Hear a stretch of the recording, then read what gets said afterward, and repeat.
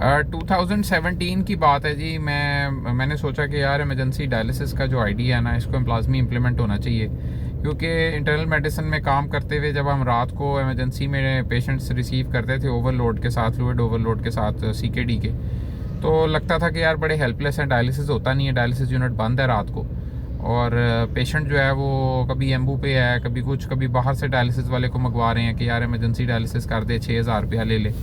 तो मैंने secretary health नजम शाह साहब थे उस वक्त, मैं उनके पास गया, और उनके ऑफिस में जब मैं एंटर हुआ तो मुझे जानते थे अच्छी तरह, तो उन्होंने कहा कि आओ सलमान बैठो। तो वहाँ ख्वाजा सलमान रफ़ीक साहब भी बैठे हुए थे।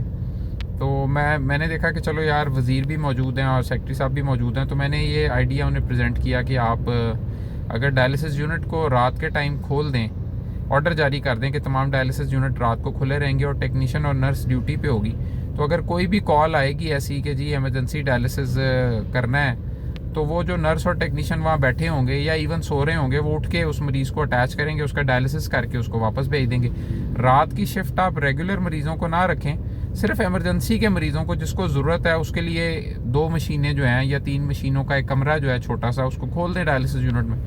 तो अब सेक्रेटरी साहब ने कहा कि यार देखते हैं सलमान, अब किसी से मैं पूछूंगा प्रिंसिपल्स वगैरह से। तो एन उसी वक्त जो है वो डॉक्टर असद असलम आ गए उधर। वो उस वक्त मेयो हॉस्पिटल के असद साहब CEO थे। तो नजम शाह साहब ने डायरेक्टली उन्हें ही कहा कि सलमान का ये आइडिया है, तो आपका क्या कहते हैं। तो मैं आज भी कहता हूँ कि असद साहब की बड़ी काइंडनेस है, उन्होंने फौरी तौर पर इससे एग्री किया और उन्होंने कहा कि जी सर हो जाएगा, हम मेयो हॉस्पिटल में कर देंगे इम्प्लीमेंट। उसके बाद 2 मीटिंग्स की असद साहब ने और उसके बाकायदा मिनट्स इशू किए, और उसके बाद वो इमरजेंसी, और सबसे ज़्यादा क्रेडिट मैं नेफ्रोलॉजी के जो डॉक्टर अनीस हैं उनको देता हूँ। उन्होंने उस वक्त पूरा PC1 बनाया था कि हम नया यूनिट क्रिएट करेंगे, इमरजेंसी में बनाएंगे, अलग से मशीनें लगाएंगे।